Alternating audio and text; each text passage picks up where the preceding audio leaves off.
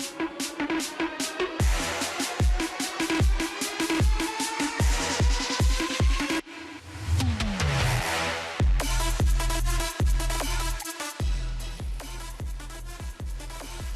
right, welcome back. We continue with athletics, but we head off the track. Now, following up on the age fraud discussion on Tuesday's show, in that discussion, we explored how best to protect Jamaica's high school athletics landscape from age fraud on the back of an ongoing investigation by World Athletics into close to at least 30 Kenyan athletes, including Olympians who are said to have falsified birth certificates to appear younger than their actual age to compete in age group competitions. Now, the discussion is especially pertinent for the Jamaican landscape given the increased number of African student athletes taking part in the country's high schools championship.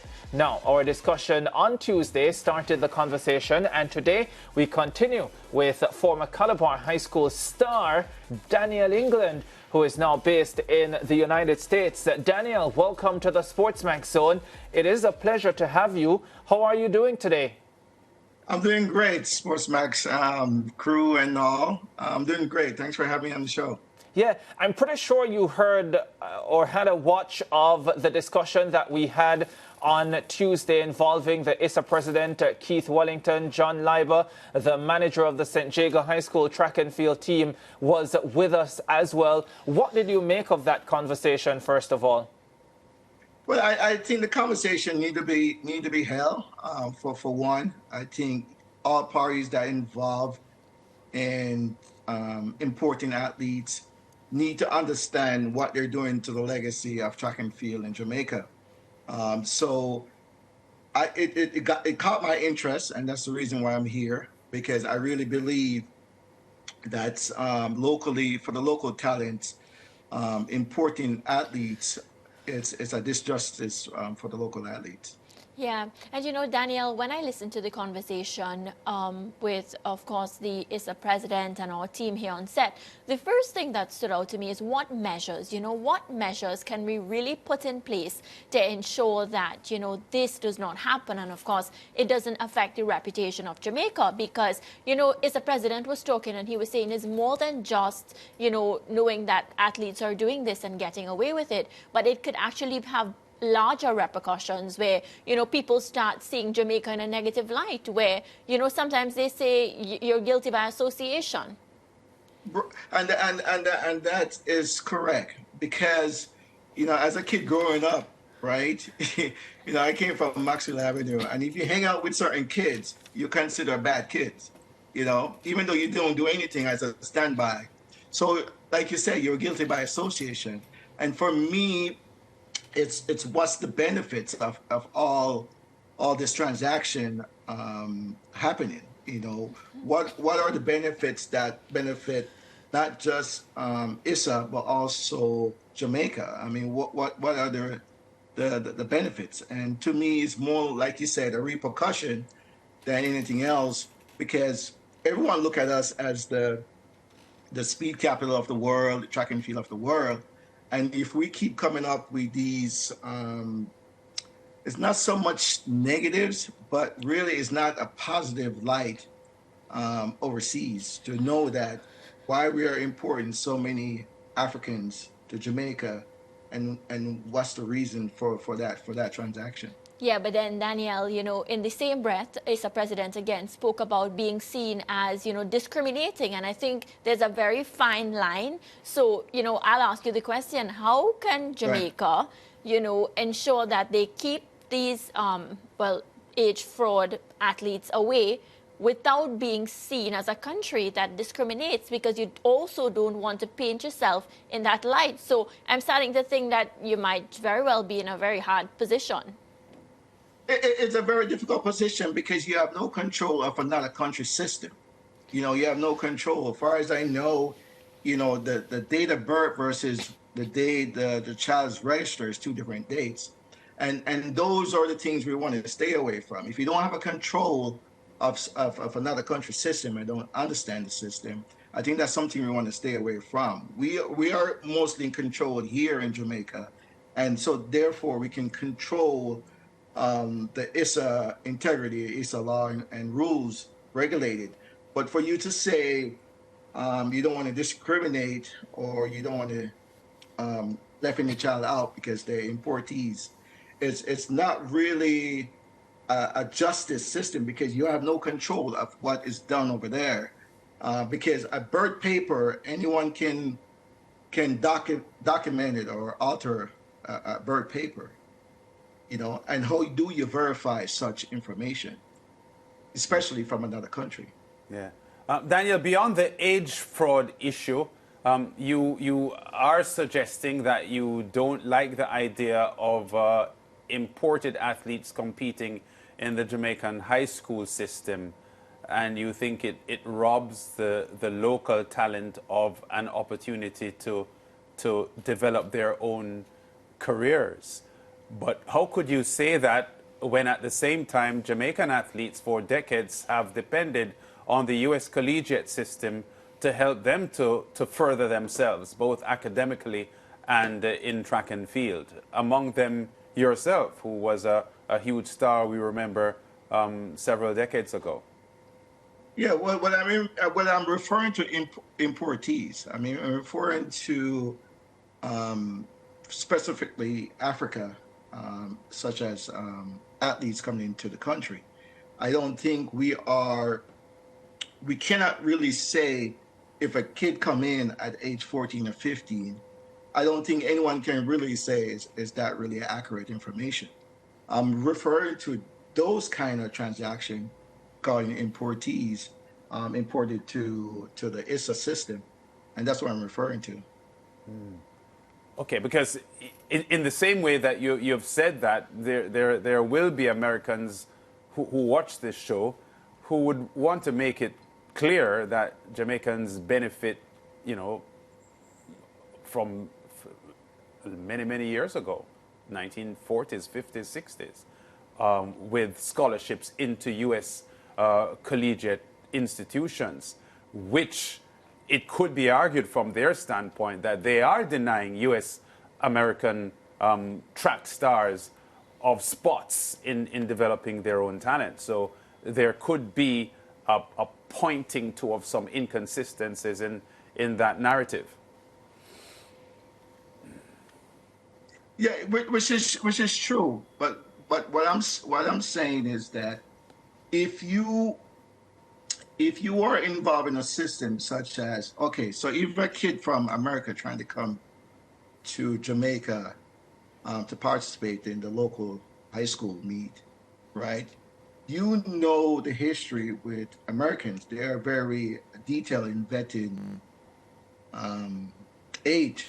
That's something they do take seriously. But when you have another country that doesn't take that portion of the sport that serious and is known well of not taking of records showing that birth paper is missing or the birth paper is different from registration date, then that's an issue. That's something that need to be addressed. Normally, kids from America, they're vetted, very detailed when they come to not just Jamaica but going overseas. So I'm referring to those countries that is known for age issues such as birth paper issues, birth paper missing.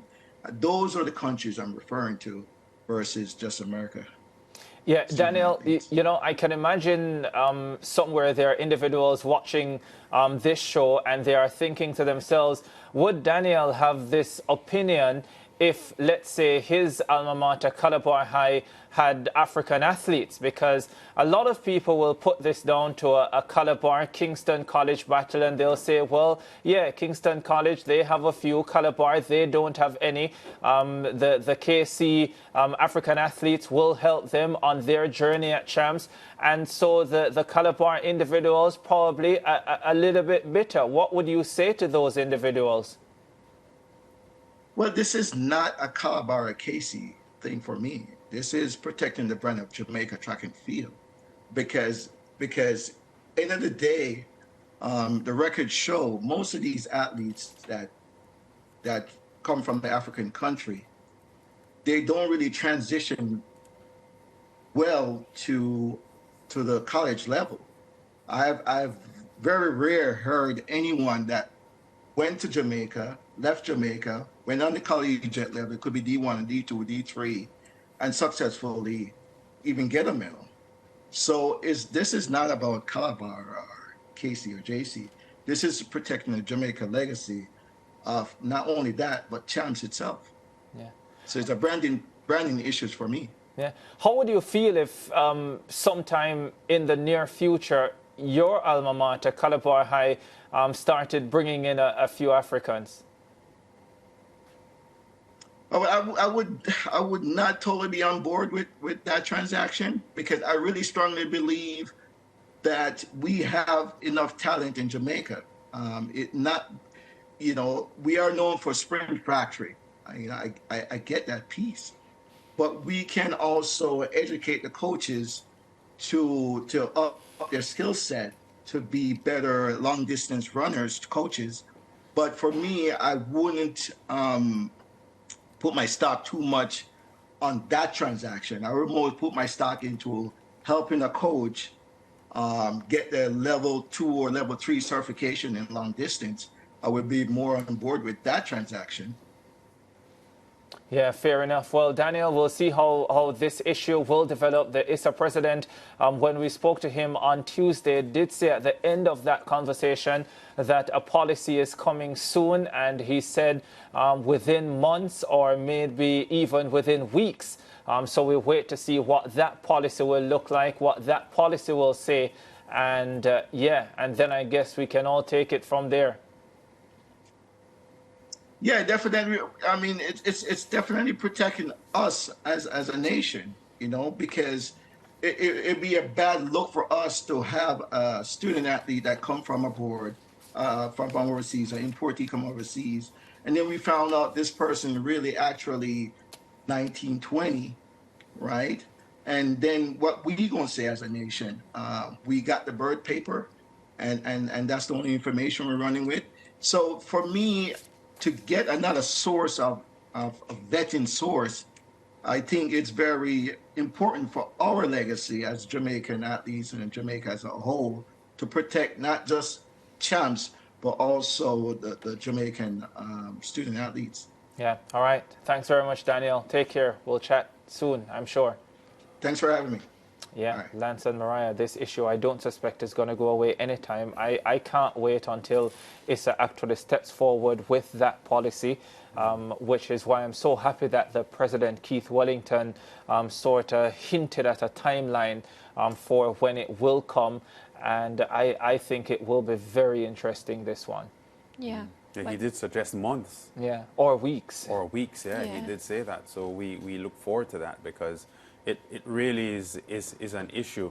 By the way, we headed into that interview with Daniel England by calling him a star, but I think we undervalued his impact on boys' jams, because in those days it was boys' jams separate from girls' jams. He was like legendary, iconic. He was more than a star. He is one of the biggest names in the history of boys track and field in high school track and field competition, and he also went on and won at Carifta Games as well.